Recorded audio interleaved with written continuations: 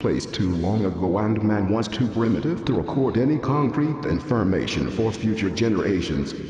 If mankind somehow retains a subconscious sense that in those earliest days man lived through an era of tranquility and felicity, it is simply because man knew no better. It is also because the tales of that era were first told mankind, not by earlier men, but by the Nephilim themselves.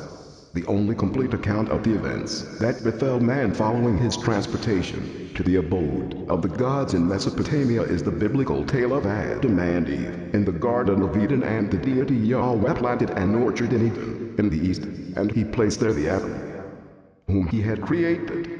And the deity Yahweh caused to grow from the ground every tree that is pleasant to the sight and good for eating, and the tree of life was in the orchard, and the tree of knowing good and evil. And the deity Yahweh took the Adam and placed him in the Garden of Eden to work it and to keep it. And the deity Yahweh commanded the Adam, saying, of every tree of the orchard eat you shall, but of the tree of knowing good and evil thou shalt not eat of it, for on the day that thou eatest thereof thou shalt surely die. Though two vital fruits were available, the earthlings were prohibited from reaching only for the fruit of the tree of knowing. The deity, at that point, appeared unconcerned that man might try to reach for the fruit of life. Yet man could not adhere even to that single prohibition, and tragedy followed. The idyllic picture soon gave way to dramatic developments, which biblical scholars and theologians call the fall of man. It is a tale of when he did divine commandments, divine lies, a wily but truth-telling serpent, punishment, and exile. Appearing from nowhere, the serpent challenged God's solemn warnings, and the serpent said unto the woman, hath the deity indeed said, ye shall not eat of any tree of the orchard? And the woman said unto the serpent, of the fruits of the trees of the orchard eat we may, it is of the fruit of the tree in the midst of the orchard that the deity hath said, ye shall not eat of it, neither touch it, lest ye die. And the serpent said unto the woman, nay, ye will surely not die, it is that the deity doth know that on the day ye eat thereof your eyes will be opened, and ye will be as the deity, knowing good and evil. And the woman saw that the tree was good to eat, and that it was lustful to behold, and the tree was desirable to make one wise, and she took of its fruit, and did eat, and gave also to her mate with her, and they ate. And the eyes of both of them were opened, and they knew that they were naked, and they sewed fig leaves together, and made themselves loincloths. Reading and rereading the concise yet precise tale, one cannot help wondering what the whole confrontation was about. Prohibited under threat of death from even touching the fruit of knowing, the two earthlings were persuaded to go ahead and eat the stuff which would make them knowing as the deity. Yet all that happened was a sudden awareness that they were naked. The state of nakedness was indeed a major aspect of the whole incident. The biblical tale of Adam and Eve in the Garden of Eden opens with the statement, and the both of them were naked, the Adam and his mate, and they were not ashamed. They were, we are to understand, at some lesser stage of human development, and that of fully developed humans not only were they naked, they were unaware of the implications of such nakedness. Further examination of the biblical tale suggests that its theme is man's acquisition of some sexual prowess.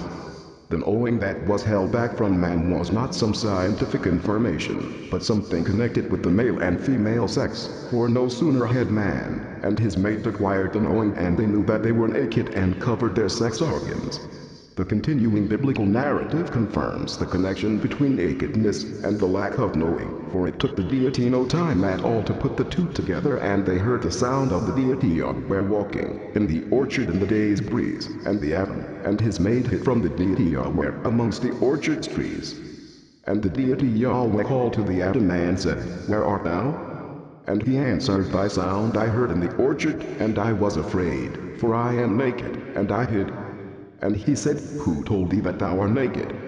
Hast thou eaten of the tree, whereof I commanded thee not to eat? Admitting the truth, the primitive worker blamed his female mate, who, in turn, blamed the serpent.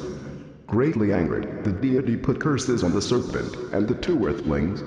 Then, surprisingly, the deity Yahweh made for Adam and his wife garments of skins, and clothed them.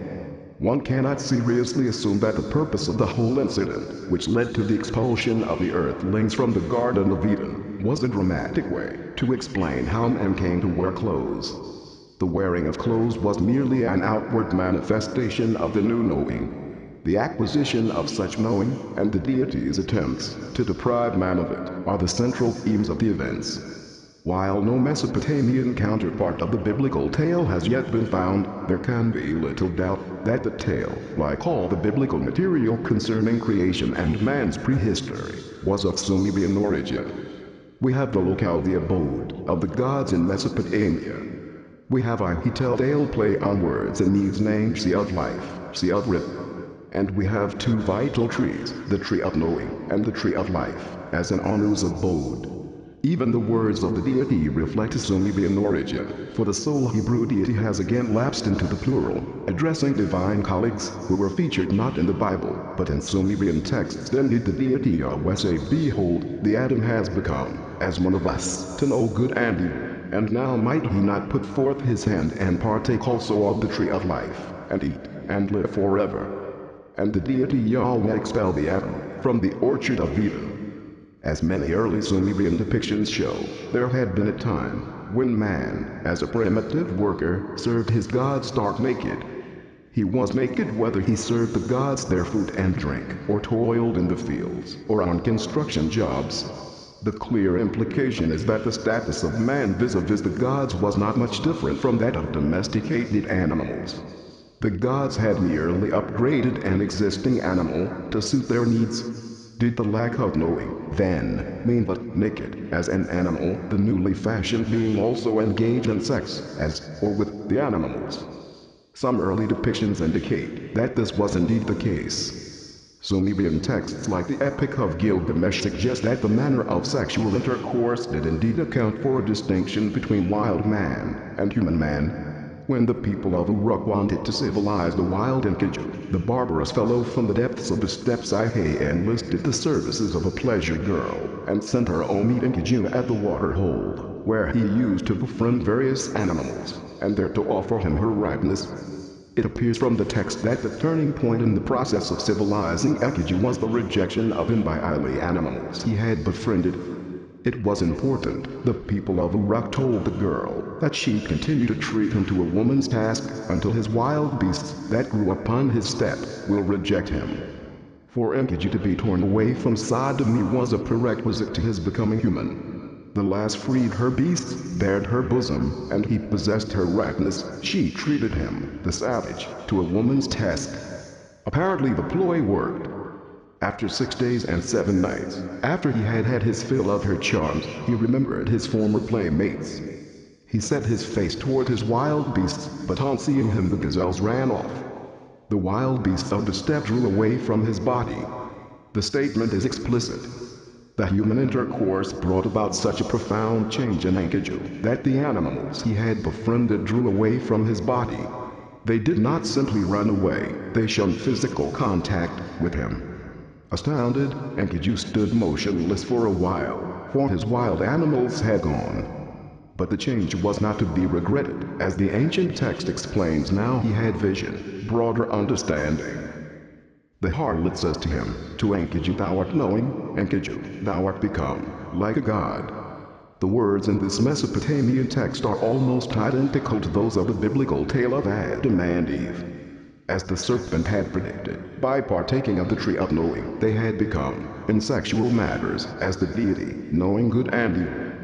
If this meant only that man had come to recognize that having sex with animals was uncivilized or evil, why were Adam and Eve punished for giving up sodomy? The Old Testament is replete with admonitions against sodomy, and it is inconceivable that the learning of a virtue would cause divine wrath.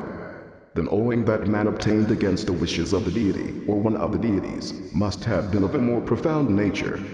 It was something good for man, but something his creators did not wish him to have. We have to read carefully between the lines of the curse against Eve to grasp the meaning of the event. And to the woman he said, "I will greatly multiply thy suffering by thy pregnancy. In suffering shalt thou bear children, yet thy mate shall be thy desire." And the Adam named his wife Eve, for she was the mother of all who lived. This, indeed, is the momentous event transmitted to us in the biblical tale. As long as Adam and Eve lacked knowing, they lived in the Garden of Eden, without any offspring. Having obtained knowing, Eve gained the ability in pain to become pregnant